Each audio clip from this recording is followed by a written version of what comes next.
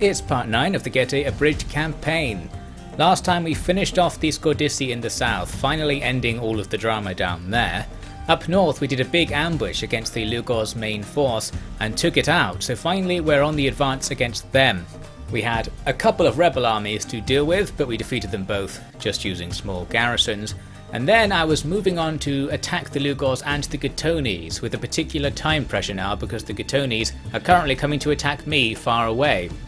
If you remember, we had this awkward situation where we kept going in and out of war with the Gutones, but whatever the case, they still appear to be advancing towards my settlement, so I think we are in trouble. But before we deal with them, we need to first get past the Lugos settlement in front of our main force. Well, actually, first I had to bury a sacrifice to a hag or something, but then we went on to do this battle. They've got the advantage, but it is only a garrison army, which tends to have low morale, so their advantage isn't as big as it says it is, basically, on the balance bar. They were just defending a hill at the back of the map, so I spent ages gradually walking towards them. You can also see I've got a strange formation. I was trying out an exploit formation that somebody noted in a comment a while back, wanted to see how it did, and in a battle where we're probably going to come out okay is the time to do it. So basically I've set up a column of my melee troops on top of this hill. The enemy are being pretty strategic right here, perhaps they are learning from the best of them. They send forward their townsfolk to absorb a load of missile fire. Would have been a good idea if they then followed through and attacked with the rest of their army. It looks like they were considering doing it, only too slow. But then they turned around and went back, and this happened several times actually. So I just sat on my superior hill, aggroing the enemy because we can just about get into sling range. They left their archers behind after their first advance, and they didn't last very long because they've got to face off against all of my archers, my horse archers that is, and my slingers of course. Everything else wasn't sure whether to remain in a defensive position on their hill or to attack mine, and while they were dancing around not knowing what to do, I had my horse archers shooting at their general, who proved to be surprisingly easy to kill with these weak archers. I was checking the stats here to try and work out why. They don't have that much armour for a very heavy unit. But then again, they do have more armour than the arrows do damage, so they shouldn't be super vulnerable to it. The armour system's very complicated, so it's hard to work out what armour values actually do vis-a-vis all the other stats in the game they relate to. But anyway, their general got taken down. I can't remember if he actually died, but he's in bad condition at least. And after a long time, the enemy army did come over to our hill to make their attack. And this is where the exploit formation comes in. Being in a column formation makes the AI spend undue amounts of resources trying to attack the unit at the front of the column, because that's where it thinks your quote-unquote front line is. So most of our army just gets left alone because we're further back than that, and this means the enemy are blobbing up at the front and we can just slam them with everything. It's very much a phallus formation. If anyone remembers my old Massalia Tales series where I highlighted the defensive phallus formation, which was very effective, I guess this is the offensive phallus formation, and any good phallus formation should be offensive. They did have a few units wandering around elsewhere, but we've got our heavy cav and our horse archers to clear things up. We can just pile into these garrison units, even if they're spearmen, because they're low morale, so just hitting them from a couple of sides will rout them. And you can see the strategy worked pretty well. I might try it again sometime. As mentioned previously in this series, I am slightly against using exploits, because you can just cheese through situations. And I guess that's what I'm doing right here, but I like to do it a couple of times to test it out and demonstrate it. Aside from this, we probably won't use columns. I'll probably have a nice front line. Other times to be nice to the AI. Anyway, yes, we did completely annihilate their units. It was a really good battle. We lost fewer than 100 men, killing nearly 3,000 enemies. The exploit was in full effect. And now we've got our choice of what to do with the town. This is a chance for us to get our sacking and raising count up for the all-important bonus objective. Wasn't sure which to go with. I eventually went with sack, just because it gives you more money.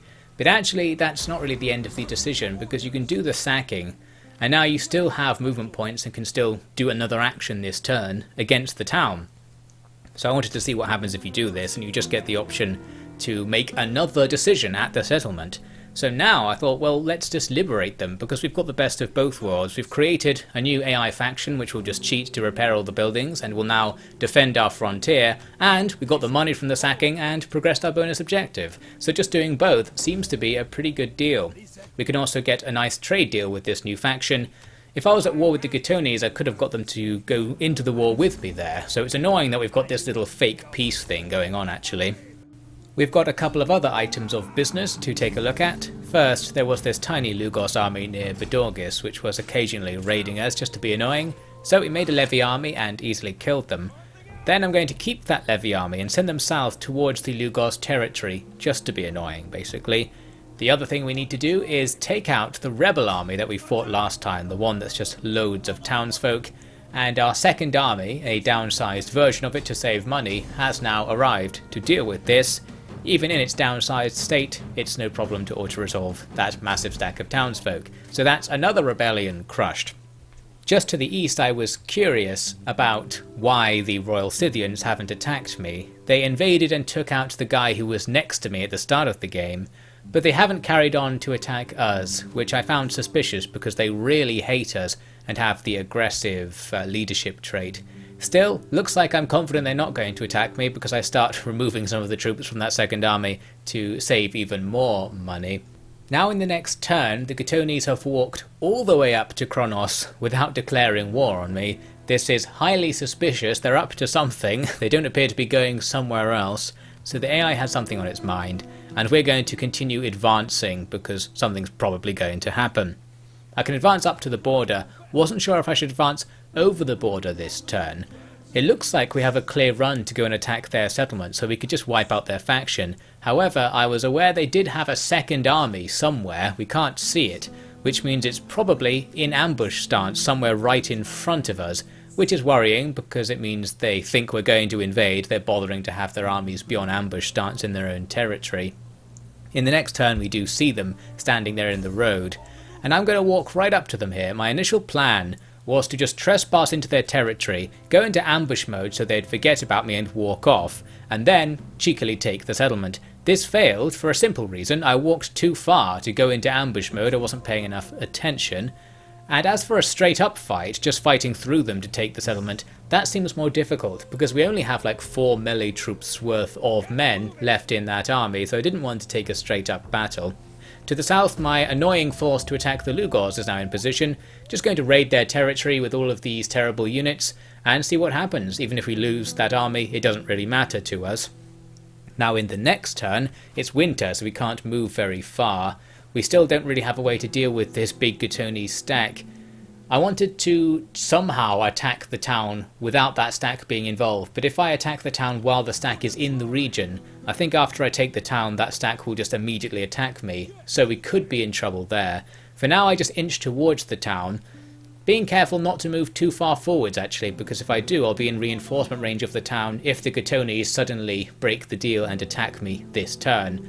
As it happens, they don't, so here we are another turn later. However, their army has got past us and gone back into the town, and that means taking the town is now going to be virtually impossible with the damaged army that we have. Well, I'm sure there's some exploits we could do to take it since they'd be stuck trying to use defensive AI or something. However, I didn't actually attempt anything. What I want to do is not be at war with them at all, but they won't have any relationship with us, and it seems like they're planning something. So all I'm going to do for now is sneak back over the border into Kronos and wait. I was hoping to replenish, but for whatever reason we can't. It's always hard to work out why you can't replenish because there are lots of reasons, and the tooltips don't do a very good job of telling you what they are. So right now I don't know what it is, but we're just going to stand around in our territory and really wait for the situation to get better, still looking for some sort of strategic exploit to not have to fight the Gatonese, and I go into patrol stance there while I wait, which I'll talk more about actually a bit later on. First, the Lugos did come over to attack my little raiding force, but they came over with an army that's not very good. I was expecting the raiding force to just get stomped by a full stack, but no, they don't actually have that much by the looks of things, so that's good to know. We can win this battle, but I'm not going to fight it because it's better to retreat into our own territory, not only because that means we can replenish after a fight and immediately mitigate losses, but now by moving I've cancelled raiding stance, and I think if you fight a battle in raiding stance you get some kind of penalty. So here we have the same battle but a bit easier. Just going to use the live footage here since it's a simple one. All I've done is take 2 of my spear units and my archers to face off against the enemy's army, while our general and another spear unit go around the back. Our main goal is to try and take out that enemy general, because things will be much easier if we do that. And it goes pretty well. The enemy general just doesn't pay any attention, and we get a wedge formation rear charge into his unit, killing a load of his bodyguards, and that reduces their morale quite a lot as well. Then the levy spears will get into the now bogged down cav and have some fun. Meanwhile, as the enemy's melee inf commit to my spear line, I'm going to send our longbow hunters out to the flank to start shooting, in particular into the enemy's right flank where they're most weak against ranged attacks, because Divideat Impera does have the shield mechanics, I believe, from the original Rome Total War. Maybe it was in Rome 2 Vanilla? I'm pretty sure it wasn't. Although to be fair, I don't think I've actually played Vanilla Rome 2, come to think of it. Anyway, we take out the enemy general and some javeliniers who are hanging around, and now obviously we can freely rear attack the back of the enemy army. The archers also took out one of the enemy's melee infantry units with a rain of arrows, and now they're going to do the same thing to the other group, probably getting loads of friendly fire along the way, but we don't worry too much about that. One of their units tried to run off and attack my archers, but we just shoot them point blank in the face, and that takes them down real fast. These Germanic archer units are pretty good. They cost the same amount as our Dacian units, but they're way better, so that's handy. Stealing other factions' units could be the way forward. Anyway, so we take out that army. I could go after it and finish it off, but actually I thought, you know what, if that's what they have to send at us, they probably don't have any money or something. Maybe they can't recruit. So let's just grab a few units and go after them and go on the offensive. Someone wanted to see what units we have available to recruit as well, by the way, and here they are. The long and short of it is we have lots of melee infantry units, but they're all really bad except the top 3. We can get some elite hoplites, some regular hoplites, or chosen spears, who are the most reliable things we have on offer. Although in this case, because they require a Getae population, we actually can't get very many of them. While all those turns were passing, by the way, I've been gradually moving my second army over to the west again. We're going to continue ignoring the Scythians, so that we can take a look at this situation. Our ally, the Scordisci Confederation, are fighting the Everaki Confederation, some other faction, the faction I created at a kink by letting them rebel. So I thought I might be able to sneak in and take them down here. You can see their army is in Scordisci territory, so if that had been their only army, I could have just taken a kink this turn and destroyed their faction. However, they had another army in their settlement, so that plan went out the window. However, we are going to come back to that, because I started thinking of another thing we could do with that second army in that area. In the meantime though, it's action time. Looks like the Gutones have finally gone and done it. What took you guys so long? So they are going to declare war on us. At least I can pull my allies into this fight. Immediately they attack Kronos, so they finally got around to doing this. Not a good situation. Obviously, as we've seen in this series, we can win if we want to, but because I am a generous player, I'm going to let the AI take this one. They earned it. They queued up a long time to attack this settlement, so we'll just lose it. That's annoying because that was one of our food providing settlements, but this is more annoying. Our main force is being ambushed. That's because it's in that patrol stance I mentioned. It increases public order or something, but it means any attacks you take count as ambushes. So now we're being ambushed by the enemy stack. It doesn't show us what it is, but I already knew it was more powerful than what we have, so a difficult situation. We begin with this little cutscene thing, which plays even in the battle replay for some reason, but anyway. Now here's our column, in trouble. There's a big enemy melee contingent coming from the left, but it's quite far away, so we do have some time and space to form up and receive it here. However, on our right in these woods, the enemy have ranged units. I immediately sent the Jav Cav and our general in to take a look, and it really was just ranged units, so I could attack them quite easily. However, towards the front of the column, they had several units of melee cavalry, and that's going to be more of an issue. I've got some levies here locking one unit into position at least. Another unit's coming in just to their left. I'm trying to attack them with my hoplites, but even at running speed they only walk because they're a very slow unit. That was a narrowly avoided disaster. They were about to wedge charge the back of my main hoplite line, but they got distracted by something and just fought the levies instead, so that's much better. At the back of the column, my baggage train and our horse archers are just kind of running about randomly. I don't have time to give proper orders, so I'm just sort of spamming them all over the place and trying to distract the enemy. This cav fight looks okay for now. We've got the enemy bogged down fighting loads of spearmen, including a hoplite spearmen. We should do fairly well against them. But if they retreat, we can't catch them again because our units are too slow, and that will be an issue in a second actually. Meanwhile, the front of our line is being hit by jabs. I'm just going to tank those jabs, but I'm also advancing to try and reduce the extent to which we're being jabbed. I want to get the melee going sooner. However, that advance opens our line up a little bit. Meanwhile, in the forest, we're absolutely taking out all of the enemy's ranged units. That's going fine. But now things go wrong. The enemy realise they can just walk past me and attack the back of the main line's position. Now we're in huge trouble. These units, while quite good, do get thoroughly demoralised as they're attacked from multiple sides. I think Hoplite units, when they're in their shield wall formation, get bigger morale debuffs from the formation breach thing, which is basically being surrounded. Anyway, the point is, these units actually rout even with a lot of their strength intact, and that's going to tear our army apart. Now the enemy's cav have free access to the slingers and the backs of the couple of other remaining Hoplite units.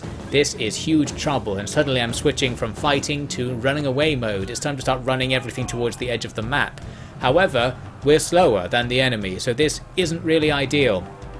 The worst thing was the slingers. They're so powerful, but they can't fight in close quarters like this, and many of them had that silver experience from getting thousands of kills during the campaign, and now they're just going to be killed in melee. These groups over here are almost escaping, but they're not much faster than the enemy's melee troops, and of course the enemy still have all of that cav at large. Once it's done killing the other men, they'll be coming for the ones who are still making their getaway.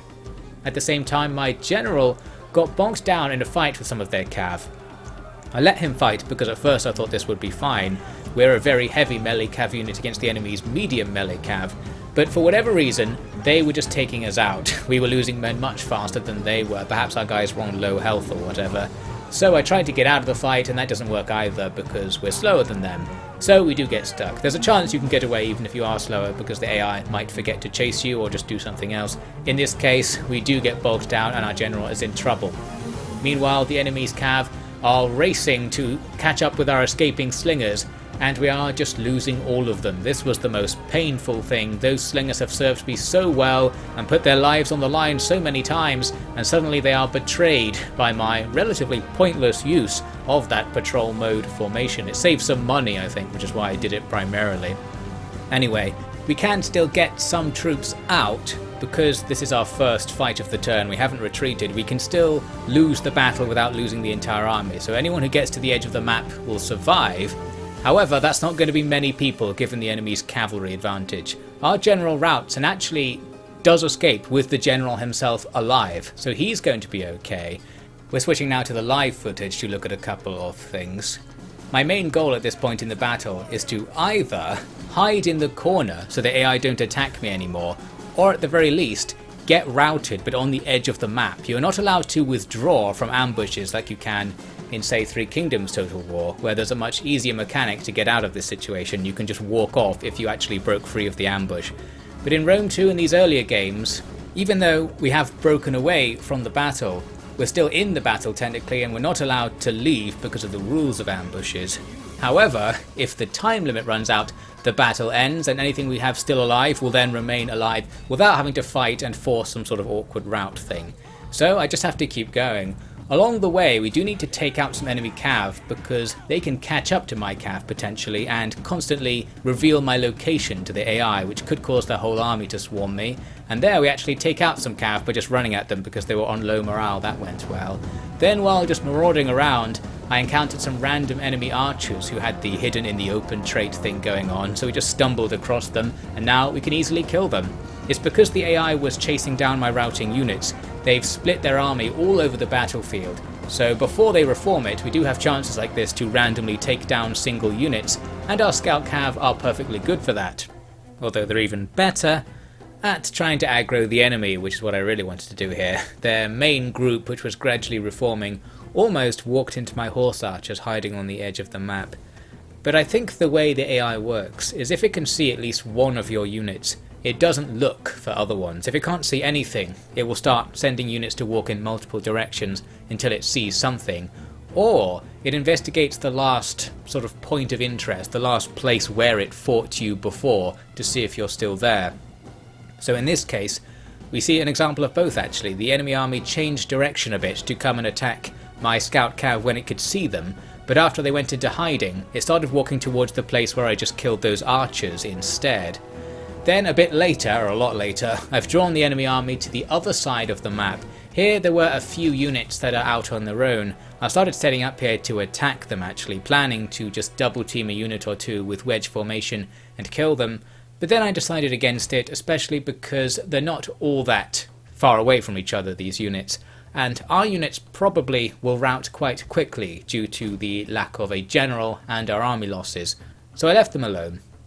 But yes, all this brought the enemy army to the opposite corner from our horse archers, so those guys are safe for a while. And now we can see another example of this sort of point of interest behaviour. They were walking towards where they just saw me, and if you looked very closely there, it's like every 20 in-game seconds they kind of look to see where you are again, and if they can still see you, they'll change direction. However, sometimes they can't see you when they look for where you are, and here's a case where they just thought, well, we don't know where they are, so we'll go back to the last recorded place we saw them.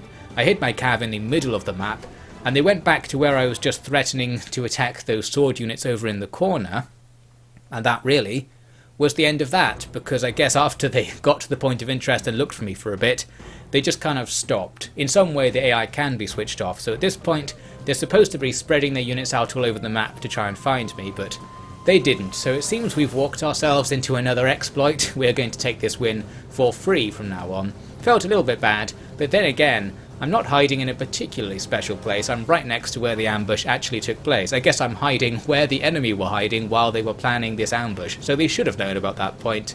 This over here is a bit more exploitative. I've got a couple of units standing on top of each other so they can hide using less space, and they're next to the edge of the map, so if they do get discovered and routed, they'll just leave. But anyway, let's move on to a long time later, when the battle ends on a technicality. We quote-unquote win, but it is a pyrrhic victory. Actually, that said, the enemy did lose more men than we did. They were just losing trash. We've lost more than 75% of our non-cavalry part of the army. The cavalry are relatively okay, but the loss of everything else means that our army is just going to be useless from now on. Well, we'll see what we can do with it in a second. Overall, the situation is less than ideal, because we don't have an answer to this situation. We can't bounce back, because all of our other troops are elsewhere, down with the Lugos. It'll take them a long time to prepare. It's probably faster to just make another army at this point on the front line, and hope the Gatonese don't press their advantage too much. Now, something nice did happen, as well as that feast to improve public order. Our allies up here near the Gatonese actually moved out and killed all of the survivors from that ambush. So in the end, it looks like we have the last laugh. Our army is technically still alive. Plus, we can recruit some mercenaries. So I started wondering, can we still do something here? Can we use this army in a salvage state to actually go on and still take that settlement? Now that they have Kronos, that matters a lot less than it did before, but at least it will seem like we're not losing the war so much. Well, we'll see what I can come up with in the next part.